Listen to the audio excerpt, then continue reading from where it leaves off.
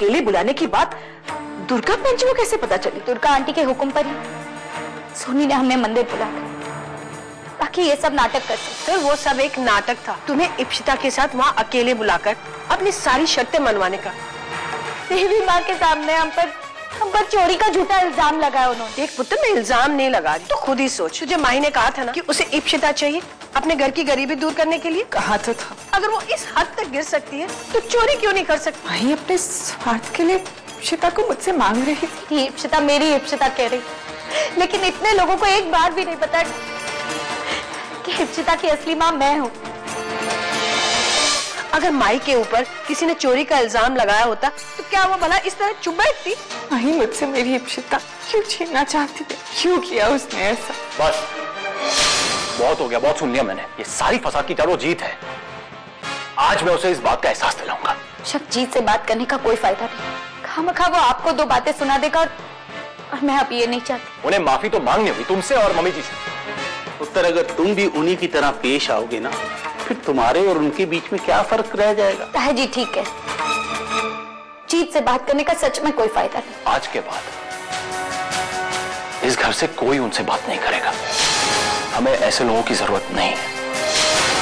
आज के बाद हमारा उनसे कोई नाता नहीं रहेगा। अच्छा हुआ तुम आ गई। यहाँ की हीट और यहाँ की प्राइस। देखो मैं यहाँ से क्या क्या शॉपिंग करके लाई। थोड़े दिनों के लिए इतना सब? थोड़े दिन? तुम यहाँ से जल्दी जाने की प्लानिंग कर रहे हो क्या? सिर्फ मैं नहीं, हम दोनों जा रहे हैं। सैम, तुम इस तरह मेरे लिए डिसीजंस नहीं ले सकते। हमारी शादी होने वाली है and you are my fiancee. शायद तुम दोबारा तो नहीं सोच रही हो ना? दोबारा सोचने की कोई बात नहीं है। तुम्हारे वो दार जी या फिर तुम्हारी वो पम्मी जी यहाँ पे सालों साल और महीने तो रोकने के लिए नहीं बोल रहे ना? या फिर वो सुखी जो दिन रात तुम्हारे ऊपर नजरें फेर रहे हैं? Stop it Sam. दार जी और पम्मी जी मुझे कभी अपनी मर्जी के बगैर यहाँ नहीं रोकेंगे। सुखी मुझे ऐसे कभी नहीं देखे। वो मेरा सबसे क्लोज फ्रेंड है। You have changed. इसीलिए नेक्स्ट वीक की टिकट मिलते ही हम यहाँ से जा रहे हैं। No arguments, full stop. मायके में मेरी बेटियों में कभी इतनी दूरियां नहीं थी और ना ही इतनी शिकायतें, और ससुराल में भी कभी ऐसी नौबत ही नहीं आई। फिर इन दोनों के बीच इतनी दूरियां क्यों? कई लोग मेरी दोनों बेटियों के बीच खड़े हैं, जिनकी वजह से ये फासले हैं। मुझे इन फासलों को मिटाना होगा। क्या हुआ जी, तुम यहाँ कल्ले खड़े? सुखी सैम लंदन जाना चाहता है। वो मुझे हमेशा के लिए पटियाला छोड़कर लंदन जाने के लिए कह रहा है। ठीक ही तो है ना टीना जी, आप वहीं से आई हैं, वहीं पली बड़ी हैं। पर डिसीजन नहीं ले पा रही हूँ। मेरे पापा को दिया हुआ प्रॉमिस, उनकी यादें, सब कुछ तो यही है। वो आसान है जी, वो आपका प्यार।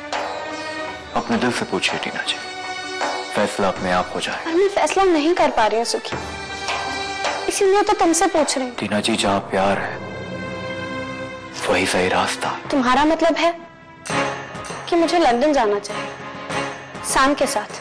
अगर वो आपका प्यार है तो हाँ जी। मुझे सही रास्ता दिखाने के लिए थैंक यू।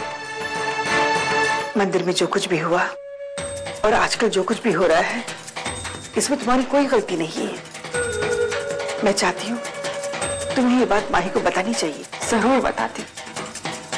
अगर माही इप्सिता को चोरी करने की कोशिश नहीं करती तो। तुम ऐसे कह रही हो बेटा? तुम्हें क्या लगता है माही कभी ऐसा करेगी? तुम दोनों मिलो, कि तुम दोनों के बीच जो गलतफहमी है ना, उसे दूर कर दो बेटा। नहीं मम्मी, तुम्हें अपनी बहन पर जरा भी विश्वास नहीं है? इसका मतलब मेरी बात पर भी विश्वास नहीं है तुझे? बेटा, वो तेरी भावनाओं की कदर करती है, इसलिए मैं चाहती हूँ तुम दोनों मिलो। और इस बार तुम जहां भी मिल रही हो, इस बात की भनक किसी को भी नहीं लगनी चाहिए। मैं बताती हूँ कहाँ मिलना है। क्या हुआ सोनी पुत्र? कुछ नहीं मम्मी जी। तो फिर तू यहाँ क्यों खड़ी है पुत्र? जा अपने कमरे में जा। जी मम्मी जी। हे वाहिगुरू, मैं अपनी बेटियों के लिए जो कुछ भी करने जा रही हूँ उसमें मेरी मदद करना।